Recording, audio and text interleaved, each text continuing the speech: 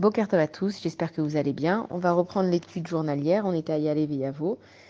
Et de temps en temps, on va quand même parler de la situation, de ce qui se passe, parce que les choses ne seront plus jamais pareilles. Et comme on l'a entendu, on est dans la guerre de Gog et Magog, Bezrat Hashem qui se finira magnifiquement bien avec Mashiach, le retour de nos captifs, la guérison de nos malades et, si Dieu veut, la résurrection des morts.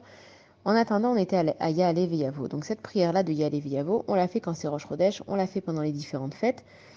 Et en fait, on exprime différentes façons de comment notre prière elle doit monter. Donc on dit Yaale qu'elle monte, Veyavo qu'elle vienne, Veyagia qu'elle atteigne, Veyirae qu'elle soit vue, Veyiratse qu'elle soit reçue, Veyishama qu'elle soit entendue, Veyipaked qu'elle reçoive une attention spéciale, Veyizacher qu'elle soit mémorisée. Et en fait, tous ces différents verbes, ils sont simplement en train de nous expliquer les différentes étapes des passages dans des autres sphères. On sait que Akadosh Baruch Hu, il a créé 8 mondes.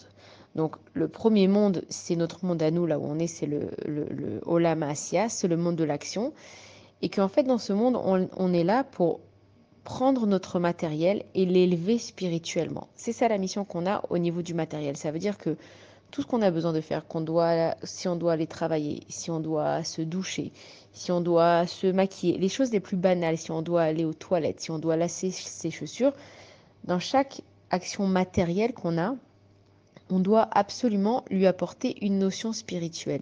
Et une fois qu'on a compris le fonctionnement de ce monde, que l'un n'empêche pas l'autre, mais qu'au contraire, avec notre matérialité, on arrive à devenir plus spirituel, notre neshama, elle peut aller dans d'autres sphères. Et selon le degré de notre neshama, elle peut monter.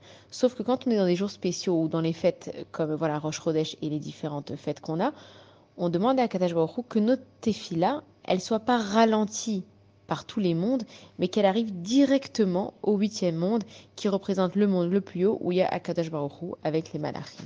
Bonne journée à tous.